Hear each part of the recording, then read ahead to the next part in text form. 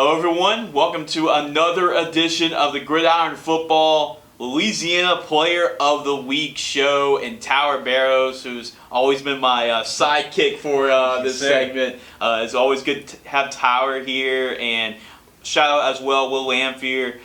Played a huge part in deciding who this Player of the Week is. So you can actually credit or discredit him either way that you want. Because if you want to put him number one, it's all thanks to Will, as he made it clear that he is our Player of the Week once we get to that announcement later on. But it was very tough to decide. There was 3 great performances. But I think out of all the weeks so far, I actually had to call a couple of backups, get a good decision. Yeah, kind of get a little advice from other people, because, I think this is one of the hardest ones we've had yet so far. There was just, not even just the top 3, there was some really good performances throughout the top 15 we have today, and, yes, really good performances, and got a little bit mixed. I know the week of the running back, the week of the wide receiver, we got a little defense in there, too, this week, so... that was good to see. It's always good to see a little defense on there, Yeah, it really was, and it shows you that you don't have to touch the football in order to be the Player of the Week. And we're referencing last week to Diego Spears. Diego Spears, the defensive lineman from Dutchtown, and he was a huge component on why they were able to shut out Live Oak. And they actually had 3 straight shutouts. Diego Spears had another big game this week, and they shut out Samwell. It was 42-0. That's a big victory, and this defense for Dutchtown is playing with their hair on fire. I mean, it's very good to see that defense and what they're playing like at this point in the season. Yeah, no kidding. And speaking of playing pretty tough at this point in the season, even though it came in a losing effort, Madison Prep is playing some really good football right now, and they're playing when you play Warren Easton. You defeat U High last week. Right now, with the teams that they're playing, they're competing against. So Madison Prep is feeling pretty good about themselves right now. Yeah, they got over their little tough hump in the schedule. You could say that they didn't, get that victory that they really wanted over Warren Easton, but they played a really good game. I got to give a shout out to both defenses. I know the defensive line for Warren Easton. They had some really good, just putting pressure on the quarterback all night. And Tyler Johnson really can do much all game, and the offense, really tried to get it going, but there was really nothing getting going to like the fourth quarter. But I would shout out David Jones, though. He had a little punt return, I think 78 yards, something like that, and he kind of brought the energy back into this game a little bit in the second quarter. But both defenses on both sides, they performed really well, and it was a tough loss, but getting ready for the last 2 games of the season and looking forward to playoffs. Yeah, it's coming around the corner, and since Will is right here too, I know that Scoutonville is right now in the top 6 in the power rankings. They're coming off a win against Liberty, but they got Catholic High this week, and it's going to be really tough for the Hornets. Really tough one. My alma mater too, those Catholic High Bears. And that's a performance. A game between 2 good quarterbacks. You're talking about the quarterback Daniel Beal, who's a really good quarterback over there, junior, I believe. Yep. And you have a guy in Zay Tisa, who's really good quarterback. I think he really does well at the improvisation. He can do anything on the field, whether it's throw the deep ball, throw it short, run the ball. It really doesn't matter. So I'm really looking forward to that game and seeing those 2 go at it. Yeah, it's a good quarterback district because you also throw in Eli Holstein, who's committed to Alabama, and then Ricky Collins is committed to LSU from Woodlawn. That's some pretty good quarterback play in that district. No kidding. And we'll talk about the Player of the Week, and I just have to say shout out to everybody. All the coaches have done it all year long. We've had a lot of the same guys being nominated, but that's really credit to the coaches for taking time every single week and nominating these guys. And that's what we do here at Gridiron Football. It's not just about the number 1 Player of the Week. It's all about the guys that were submitted, because all these guys had great football games, and we want to give them credit, even though that it may be 15 or 10 or 5, or you might be an honorable mention. Either way, you're still going to get recognized for your performance and what you're able to do on Friday night. So if you're a coach out there that's listening to the show or watching the show, we appreciate y'all for sending in your nomination. And if there's any other nominations that you want to send, please do so, and we would really appreciate it. Obviously. And the Player of the Week, they get their article. They get, of course, the headline and everything. They get interviewed by me. So There's a lot of good that goes with being player of the week, but there's also a lot of good for just being recognized and being on this list too. And this week we have about 25 nominations for this week. And so what we're going to do, we have about 10 honorable mentions, and we have 15 for the top 15 performances of the week. And right now we're going to run through, before you go to the top 15, we'll run through the honorable mentions that just miss our top 15. It was just really tough to pick a top 15, much less the top 3. Yeah, don't get started at the top 3. I mean, the top 15 was really hard because there were some really good performances, even in the honorable mentions. You know, you had some really good performances, not only from the quarterbacks and running backs. I believe there was also a defensive tackle in there as well. So some really good performances on all sides of the ball. Well, let's get to it. The honorable mentions. We're going to start off with St. Paul's running back Jacob Davies. So in the 31-14 win over Mandeville, 28 carries, 206 yards, and 3 touchdowns for Jacob Davies. Okay. So that's a strong way to start our honorable mention list when you have a 200-yard performance, 3 touchdown performance. Delhi High School up in North Louisiana, their quarterback Eric Washington. He also plays some receiver as well. He plays cornerback. He kind of plays whoever Delhi really needs him to play. They defeated Delta Charter 40-38, and a lot of it had to do with getting that narrow win was because of Eric Washington. He plays receiver and cornerback, really, for this football team. He had 5 catches. He had 121 yards receiving. He had 2 touchdowns, and he also had an interception on defense too. So that played a well of a difference when it's a 2-point ball game. And you have 2 receiving touchdowns, you have an interception on defense. That really makes a difference in a 2-point game like that. On both sides of the ball, I'd love to see that. Well, Diego Spears was our player of the week last week on the defensive side of the football, but we have a nominee from Dutchtown High School on the offensive side of the football. It's actually their quarterback, Pearson Perron. And the 42-0 win for Dutchtown, that's 3 straight shutout victories, but the offense put 42 points up on the scoreboard, so a little bit more points being scored offensively. And Perron did really through the run game. 15 carries, 225 yards, averaged 15 yards a carry, 2 touchdowns, and was efficient through the air. Only threw 9 passes, but completed 8 of them for 48 yards. So good performance, especially on the ground for Pearson Perron. No kidding. I mean, that's another running quarterback. I feel like this is the whole year of the running quarterback. I feel like we've had a lot of performances where these quarterbacks are putting up over 200 yards on the ground, which is incredible coming from the quarterback position. We have 2 nominees from Archbishop Shaw. So Hank Tierney sent me these to him and Frank Alolo as well, the assistant coach for Archbishop Shaw. They defeated Patterson 57-21. And the thing that you need to know about Patterson, they actually have the state's leading passer this year in Patterson and the state's leading receiver this year. Oh, wow. So they definitely can throw the football. No kidding. But it was all about Shaw. They defeated Patterson 57-21. So it was on a runaway for Archbishop Shaw. David Kinsey, he's been on this list a lot. He's always been like either honorable mention or just inside the top 15. He's been right there. And he's been consistent this year. That's another 26 carries, 209 yards, and 3 touchdowns. So the 3 touchdowns, he had one from 29 yards, one from a yard out, and a 20-yard rushing touchdown for David Kinsey and his quarterback. So it was actually really about Shaw on offense. Both of them had good days. Jace Wakava. So Jace, not a bad name right there for the Shaw quarterback. 5 for 7, 59 yards, 2 touchdown passes, all 5 completions. Averaged about 32 yards per pass attempt. And then ran for 108 yards and 2 touchdowns off 8 carries. So he had 4 touchdowns off of really 13 so he had 13 plays. Because he had 2 through the air, 2 through the ground. The 2 on the ground, he ran from 3 yards and ran a 58-yard touchdown. So 4 touchdowns in the football game, and he only had 5 completions and 8 carries. So that's a pretty good average there. Game. Moving on, Cecilia, they have a defensive tackle that's on here too. It came in a loss against Opelousas, which is actually one of the top games that week. Opelousas is near the top of the power rankings, and Cecilia's having a good year too. 16-21, they lost 21-16 to Opelousas, and the defensive tackle had 12 tackles, 6 solo, 6 assists, and a forced fumble.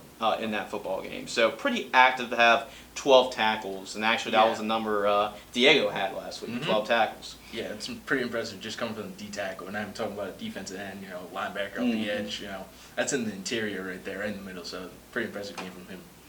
Salmon running back Isaac Kasnave, impressive runner for Salmon, for the Spartans. They defeated Franklinton 37-35, and Isaac's definitely their top player this year. 21 carries, 241 yards, and 3 touchdowns on the ground for Isaac Kasnave. Pretty good day running the football, toting the rock for Salmon. DeRidder High School, this is another name that we're familiar with for DeRidder, and that's Ronnie Crosby. And it went over Eunice. That's an impressive win to play Eunice and to defeat them. 49-38 was the final score. 28 carries, 210 yards, and 3 touchdowns for the senior running back.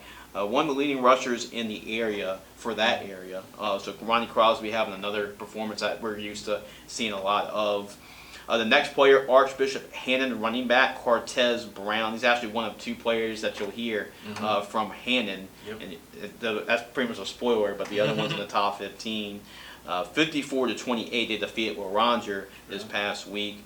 And this is the other running back. Had 7 carries, 157 yards, and 2 touchdowns. And that wasn't their leading rusher that night. So it'll show you what kind of game it was going to be for them on the ground. Yeah, it was all about the ground attack that game. I mean, that's just the backup, getting 151 yards right there. But we go to the passing game, and this is, you probably heard this name before. A little familiar name, probably, especially if you're Marcus Randall out there watching this show, as his quarterback, Ricky Collins. And playing against Catholic High, I don't know what is it with Catholic High, but Ricky Collins always goes off against Catholic High. He defeated them last year. The Woodlawn Panthers defeated Catholic High last year, and that was their last regular season loss to Louisiana School, was to Woodlawn. And the year before that, that was one of the games where Ricky Collins really set the tone for what kind of career he would have. That was when he was a sophomore, and he almost beat Catholic single-handedly when he was a sophomore. And he actually led Woodlawn, give him a chance to come back and win.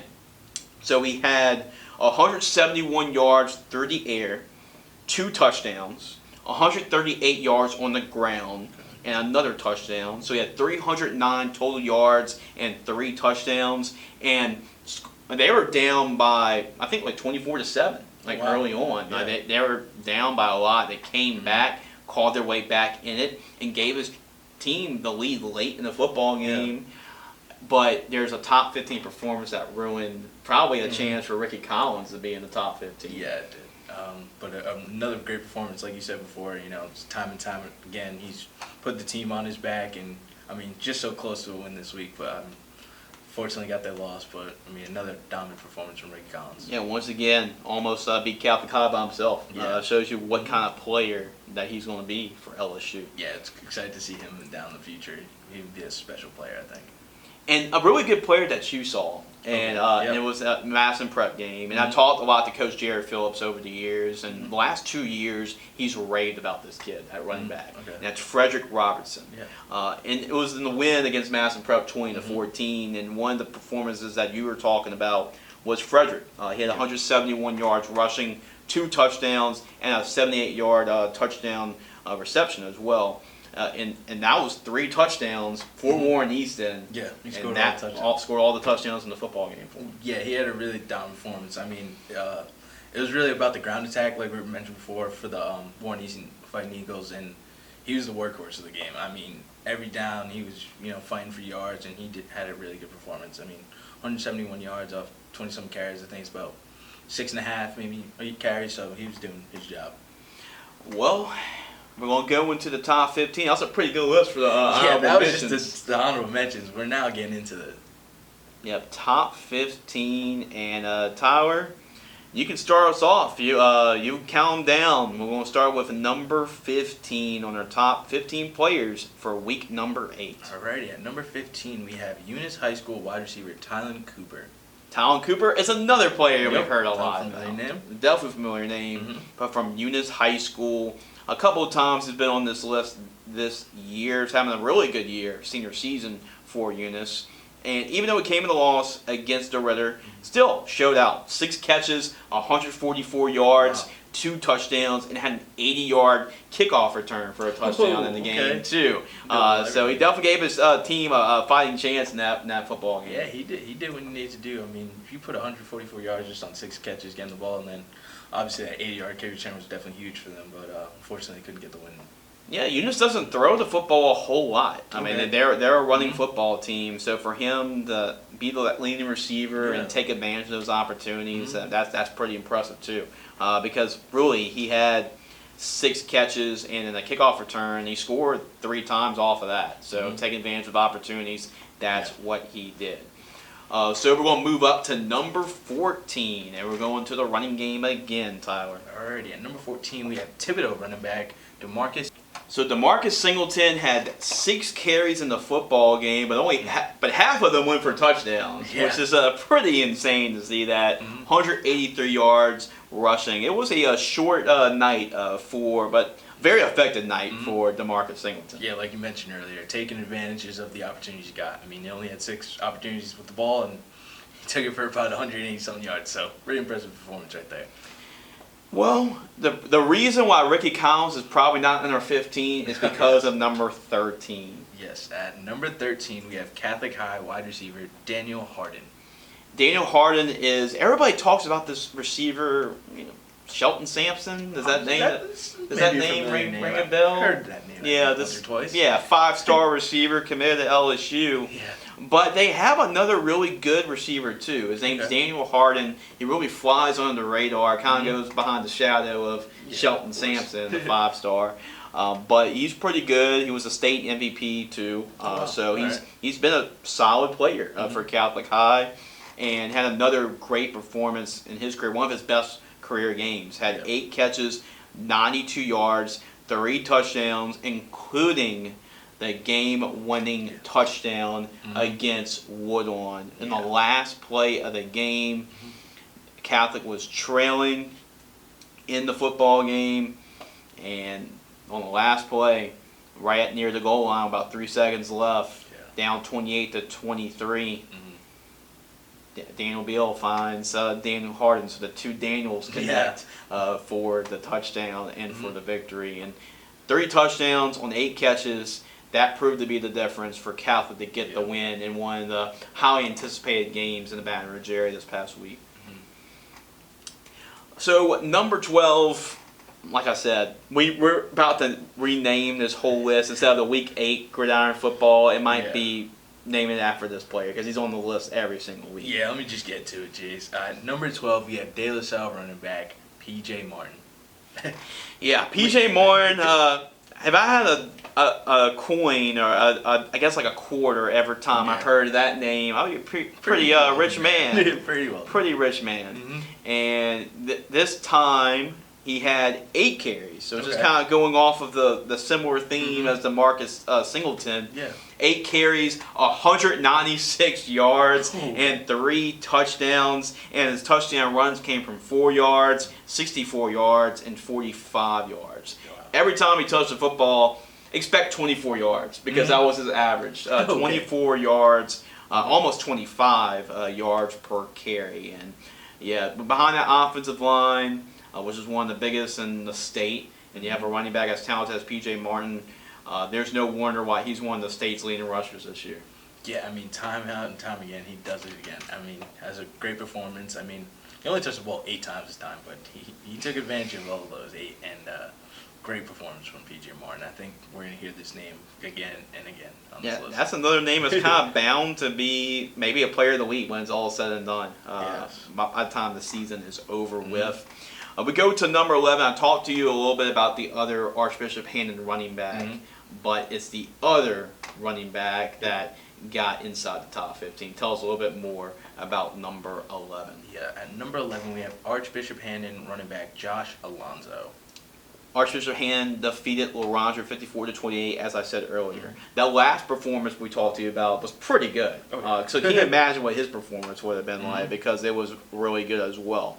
15 carries, 264 yards, 2 touchdowns, had also a catch for a 17-yard touchdown in the football game. So 3 touchdowns for him, 2 touchdowns for his teammate, 5 touchdowns in the backfield in that 54-28 victory for Archbishop Hannon. A pretty good little backfield right there. Pretty good backfield. I mean, he almost put up 300 yards, about 280, 290 almost. And, really good performance right there. Can't ask for more out of the running back. So, when we go to our top 10, let's just say it was a good week for Karen Crow. Oh, yeah. It was a very good week for Karen Crow. And the first Karen Crow Golden Bear gets selected inside our top 10. Tell us a little bit about our first player from Karen Crow. At number 10, we have running back Keon Ryan, might be. Yeah, Kenan Ryan, you got it right. So it was a high-scoring week because Karen Crow put up 72 points. Oh, wow. This is not Karen Crow basketball. This is Karen Crow football. Yes. 72 points on the scoreboard, and it was really a historic game for Karen Crow that night. The whole record book was rewritten that entire night, and it all started with what they were able to do on the ground. Kenan Ryan had 260 yards rushing, so 260 yards, 3 touchdowns, and that really helped Karen Crow get on the scoring rampage that they were on that entire football game, and the win against Sam Houston. Yeah, I mean, that was a dominant performance out of the running back, but I mean, he wasn't even the best player on the field in the game. That's crazy. Or the second. Or the second, I forgot about that one. So we go into number 9. We'll go back and talk a little bit about defense. Yeah, going back to the defense position, we have number 9, Homer High linebacker, Jamarquez Hampton. Jamarquez Hampton's a linebacker for Homer, but he scored a touchdown too. But it's what about on a reception? But it's what about what he did on the defensive side of the football? He had 16 tackles. 8 of those 16 tackles were behind the line of scrimmage. So he pretty much lived in the opposing backfield the entire game against Arcadia. And also recorded an interception too. So he was all over the field, had 16 tackles. I think Arcadia pretty much knew his name by the end of the night. For sure. At many times he was around the football, had an interception, had a touchdown catch. He was kind of like a football magnet for a linebacker. He was always either around the football or catching the football either way. I mean, 16 tackles, 8 tackles for losses. That's something you don't hear about a lot. I mean, you might hear 3, 4, but 8. That's an incredible performance, especially at the linebacker position. I mean, he was hitting the holes, and he was getting there. He was getting home. He made sure to do that. Number 8 is going to be a name that you have to get familiar with for the next couple of years because this kid is special. Tell us a little bit more about this kid. Yes, at number 8, we have from St. Martin's Episcopal, we have Harlem Berry running back. They defeated West St. John 40-0. Harlem Berry is a very special player. He is only a sophomore, and everybody around the country is already taking notice. LSU's offered him. I believe Alabama's offered him. I mean, some of the top teams in the country are already taking notice of Harlem Berry. And he had a great season last year, and he's going to even have a better season this year. He hasn't been offered yet by Bama, but Auburn, Baylor, Mississippi State, Nebraska, LSU have all offered. There's some great Power 5 schools right there. I mean, especially football-wise. But, this is a guy you definitely have to remember his name because, I mean, we've had him on this list before, and he, showed out again. Had a great performance. Just look at the numbers. The numbers speak for themselves. 15 carries, 281 yards, 5 touchdowns. His touchdown runs came from 13 yards, 40 yards, 34 yards, 64 yards, and 20 yards. I think they're actually building a house in the end zone at St. Martin Episcopal, and that's where, actually in his downtime, I think that's where Harlem Berry actually lives at. Because he's finding the end zone quite a lot. So we go to number 7, back-to-back week for this guy. He was on our list last week, and he's like, hey, I'm not flash in the pan. I'm back again, making the list here for Gridiron Football. Yes, at number 7, we have Oakdale running back Cedric Allison. Cedric Allison had a big performance last week, and he has an encore performance for us this week against Pickering in a 74-26 win. In the win, he had 12 carries for 305 yards and 5 touchdowns in the win.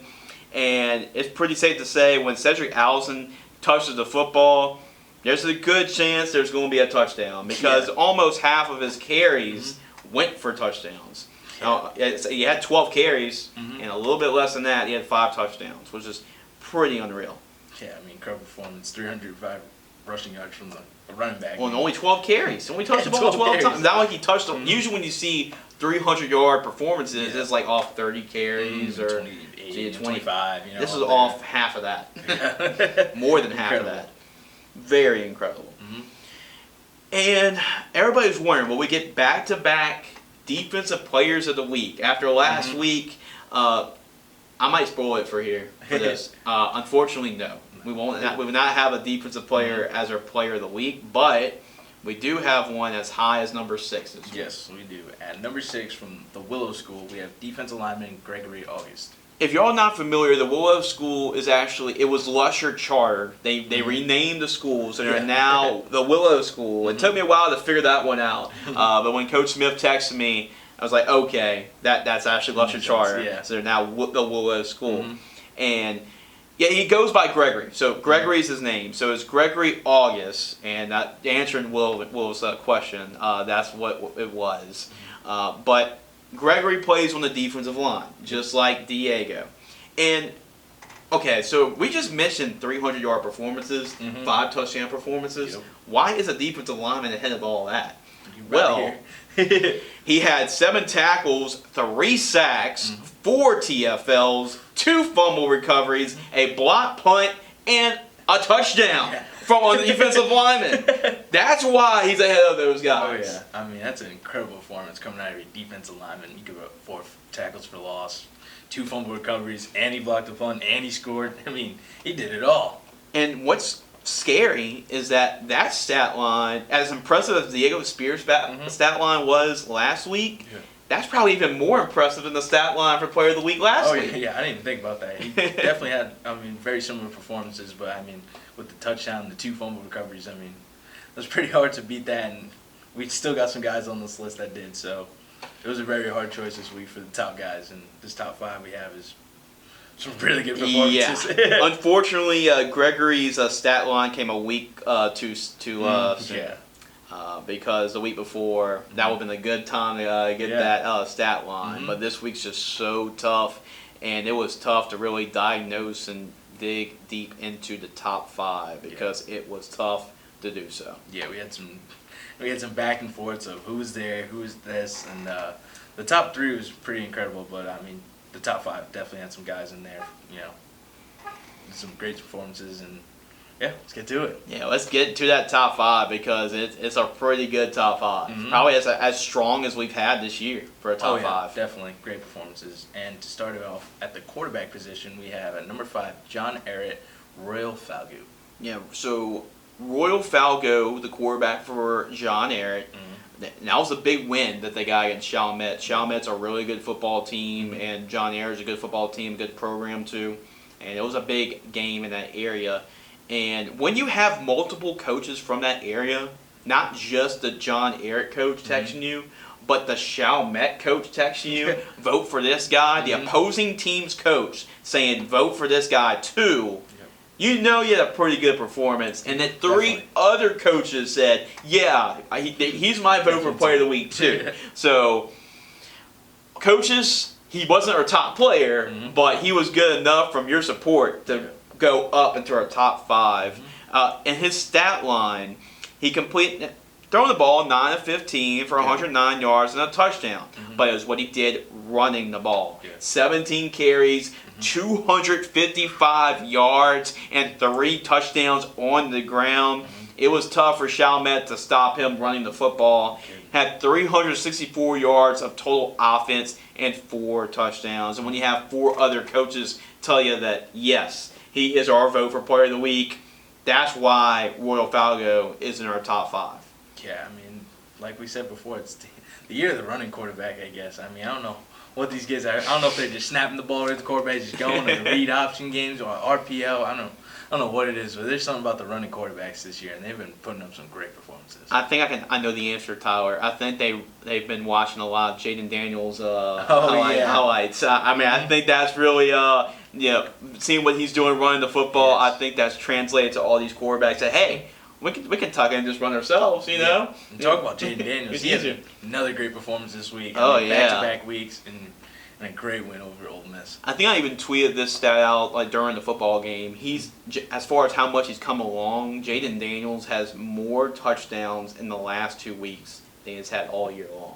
Oh wow! Yep, he's had 11 touchdowns the last 2 weeks. Mm-hmm. Has had 10 touchdowns the first 6 weeks of the year. Oh wow! So definitely seeing some improvement definitely from Jaden Daniels, and especially with his running ability. I mean, he's just electric. I mean, if he can't find anything, he's gonna make something out of nothing. Whether it's rolling out or finding through the middle, he's gonna make something out of nothing. And he's gaining some confidence throwing the ball, and that's why it's actually opened him a lot more running the ball because he's showing that little versatility and really showing that he can run the football too. It opens things a lot more for him when he can throw the football downfield, and it's working out right now for LSU.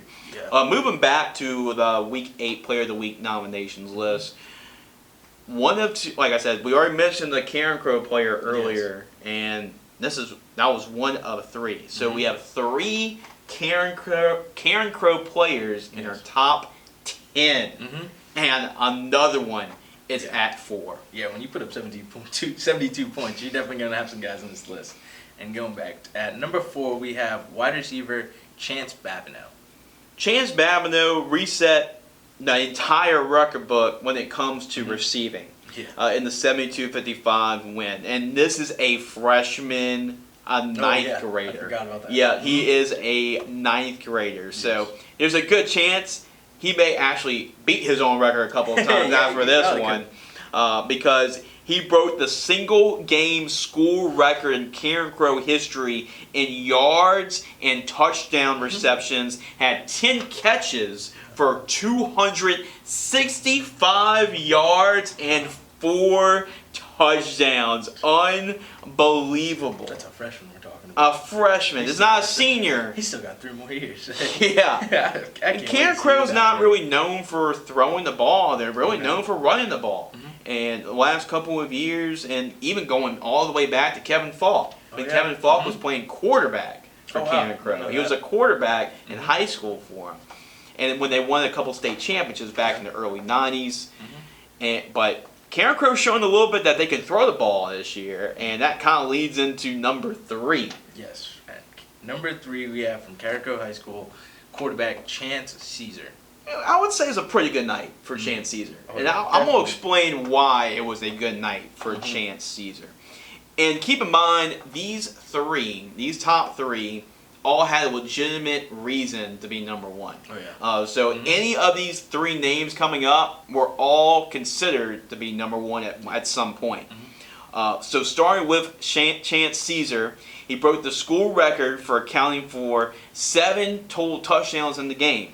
He had 348 yards passing, 5 touchdowns passing. He ran for 75 yards. That kind of goes underneath the shelf when you talk about the stat line, and also ran for 2 more touchdowns. So in the game, he set school record for most touchdown passes in a game. He also, in that game, set record for most touchdown passes in a season by a Karen Crow quarterback, and then also set the career mark for most touchdown passes in a career by a Karen Crow quarterback. So just in all one game, he single-handedly has rewritten the entire record book for Karen Crow High School. Yeah, I mean, talk about a historical night for not even just both Chance Caesar, but also Chance Babineau, who had a great game catching the ball from Caesar. So, very historic night for Karen Crow High School. And a very busy night for the statistician for Karen Crow High School. I didn't think about that. Not only did they put up 72 points, Sam Houston also put up 55 points in school too. So it was definitely an offensive battle that game. And whoever was the statistician for that one, I mean, I know they were hurting after that one. Do you know who's hurting even more?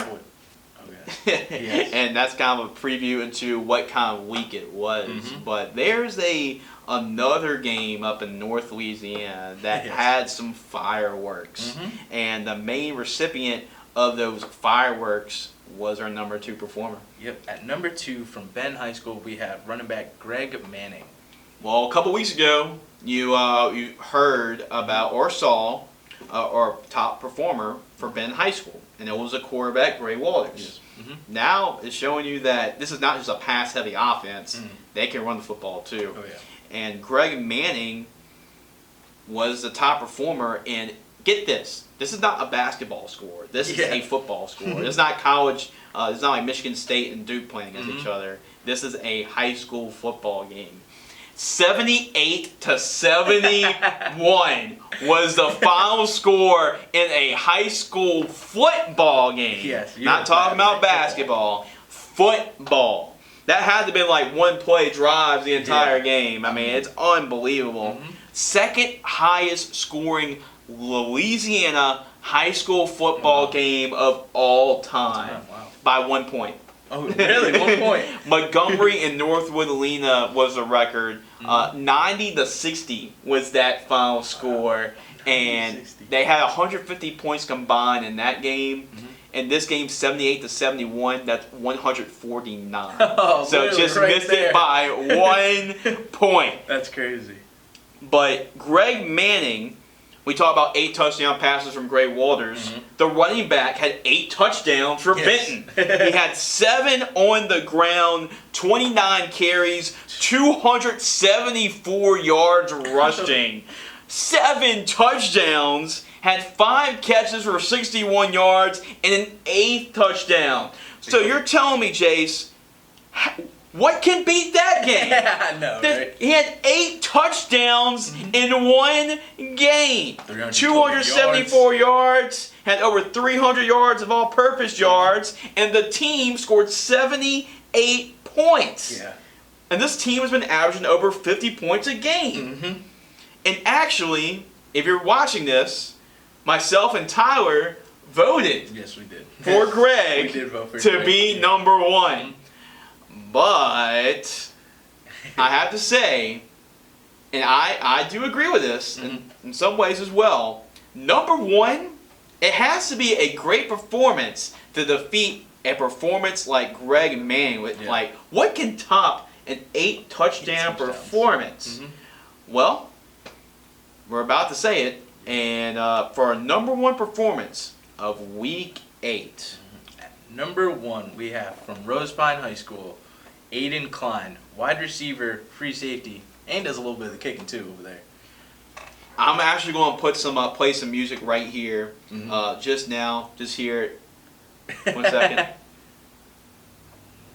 It's the Hallelujah song because Andy Bryson is thinking, yes, Finally, yes, finally he's got his guy. Rosepine. Finally, Rosepine made it up there. Rosepine is number 1 Yes. on this list, Mm-hmm. and if you thought it would be anybody to be number 1, it would be Grant Ducote. Oh yeah. The running back that's been setting all kinds of records every single week, but it's actually Aden Cline. Yep. And so when we went through this process, Will was animate. And I have to say, like, if you're Aden, if you have to give anybody any credit, I would, if I were you, I would credit Will Lanphier. Yes, because Will Lanphier went and voted for you to be number 1, and actually got a couple more votes for number 1 too. And so y'all probably watching this at home saying, Jace and Tyler, why is that performance better than an 8 touchdown performance? Yeah. Well, I'll tell you why. The reason why is because of one word and one word only: versatility. Yes, sir. That is why Aden Cline is number 1. I think this is a performance that will make Taysom Hill very proud for the New Orleans Saints. You probably think this is actually Taysom Hill, but it's not. So he's actually Aden Cline, 3 catches, 103 yards, and 3 touchdowns. Was 3 for 3 receiving the football. had 2 interceptions on defense. 1 return for a touchdown. So that's 4 touchdowns, 3 on offense, 1 on defense. And also was the kicker. Yeah. Was 6 for 7 on extra points. Okay. He scored 30 points for the Rosepine Eagles. And by the way, started at safety because he had the 2 interceptions, had a couple more tackles, and then blocked a field goal. He impacted the game on all 3 levels. Yes, he did. Offense, defense, special teams, driving the bus, picking the players up, calling the plays, getting the water out, doing the play-by-play, getting the water out. Oh man, Everything. He did it all. He did it all for Rosepine, and that is why Aden Cline is your top performer of Week 8. Wow. Yes. And that stat line, I mean, you just don't hear that. That's why it's number 1. You just don't hear that stat line, at all. Hearing that, I mean, talk about he was the kicker. He put up 6 extra points. He caught the ball 3 times. He had 3 touchdowns. And he had 2 interceptions. On and then 1 was returned for a touchdown. He blocked a field goal. I mean, you just don't hear that every day. I mean, that's just one of those performances. Just like, wow. Just drop my jaw. I saw it and I was like, it's like the more and more you look at the stat line, the more and more it just sticks out. Yeah. I mean, it's absolutely unbelievable. That all came in a 48-2 win over Holy Savior Menard. So, how do you classify this one? Because if you look at the previous winners for Week 8, let's see. So last week we had a defensive player. Yes. So that was I think and the time before that was the Carry-On Sampson, I believe that was right. So the Carry-On Sampson was before that. That was the Avoyles running back. And then I believe before that would have been Gray Walters, the quarterback. Yep, so right. Getting a little mix of that. Yeah. We get a little mix of a little bit about everything. If you look at the top performers, we've had Jackson Bradley, a quarterback from Oak Grove. We had Marion Miller, who's committed to Nebraska from North Caddo, the receiver. Cardell Sermons was a running back from Ouachita, and then Kevon Johnson from St. Edmund. So you can do the tally and say, okay, quarterbacks, running backs, receivers. What do we call this one? Because he did everything. So you call that an athlete or just because he did everything for Rosepine. But I have to say this was probably our toughest when it comes to deciding a winner. I mean, if you look at Greg Manning picked a wrong week to score 8 touchdowns. I mean, he really did. It was a wrong time for Chance Caesar just to destroy the record book for Karen Crow. That's another performance too. They could have just made it. And keep the three of the top 4, their teams scored 70 points or more. Oh wow! in the win. It's unbelievable. What a week it was. And what do you think about this list? Just looking back and reflecting on Aden Cline being our top performer of Week 8. Very good performances. I mean, like you said before, this is probably the hardest time we've had going through a top 15, top 10, and trying to get that, top players. And honestly, you could look at Chance Caesar, you could look at Greg Mann, and those guys definitely had great performances. And, like you said, any other week they could have won. Yeah. They really could have won. But Aden Cline, his versatility, what he did on the field on Friday or Thursday game, he killed it. And he did it all for them. And you don't see players, impact the game three ways. On all phases of the game. All phases of the game. It's just really rare that you see something like that. And a performance like that has to be the only reason that you put that above record-setting performances. And we saw a lot of them. Man, I think at this point in the season, it's so late in the season, we're going to get better and better performances because everybody's so used to playing right now and everybody's hitting their groove, hitting their stride.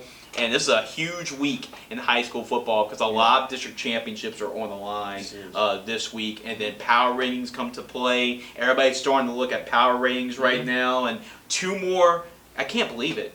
I just blink and the season's almost over for the regular season. We only got 2 more regular season games left, or weeks left until the end of the regular season. Yeah, crazy, like you said. It kind of just flew by. I mean, remember week 1 like it was yesterday. Now look at us. We're about to be on week 9 of Louisiana High School Football. And wow. Getting ready for playoffs too. It's coming up soon. Yeah, and we'll continue to do this throughout the playoffs. So it's not just like when the regular season ends, it will end. We'll still do this throughout the entire playoffs. But yeah, I just want to say congratulations to Aden and really everybody on this list. Just to be on this list is really special. I mean, to be standout in front of, like, we have over 300 high schools here in Louisiana, and to be a standout performer, that is very special. And for all the high school coaches, once again, we thank you. Please continue to send those nominations in. I'll start sending that out every Friday. I usually Friday and Saturday. I will send those out. It'll be actually a little bit earlier this time. It was a little bit later this week because of the LSU game, and I was covering that game and everything. But since there's a bye week, you'll get it earlier.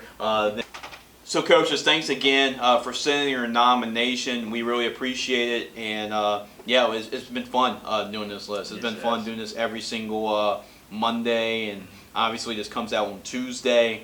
But yeah, if you're watching the show, please subscribe to our YouTube channel. Please like and share. This is also on Facebook. You can find us on Twitter. We're pretty much everywhere. Twitter, Facebook, Instagram. You'll find us. If you have a phone, if you don't live on a rock, you'll probably find us somewhere. But we're pretty much everywhere on the website, GridironFootballUSA.com as well. Tyler, just kind of give us a sneak preview of what to really expect this week. I know Madison Prep's got another football game this week, and just what's going on for Gridiron Football. I mean, I think we're going on Thursday game. They'll be playing against Glen Oaks. I'm unaware if that's a home. I think it's a home game for them. So yeah, I'll be looking forward to that game. I know they're getting ready to finish off the regular season, but getting ready for playoff time soon. Definitely looking forward to that. Not really sure who I'll do for an interview this week. I know this week I interviewed Coach Landry, but I think I might switch it up, try to go with the defense coordinator, maybe Coach Sutton, or I might go back to the O-line. I know they struggled a little bit, so might see if Coach Ross would be available for an interview. I know we met with him the first time with a coach's corner, and definitely be looking forward to do that this week. Yeah, we got a lot going on. I mean, obviously for me, I'm gonna preview a lot of high school football games that's going around the area, and then LSU has a bye week, so probably will be more focused on LSU at this point in the season. What they're doing at this point in the season, getting ready for the stretch coming up, starting against Bama next week. Just kind of give maybe a season recap of what's going on right now to this point in the season, how everybody is really doing.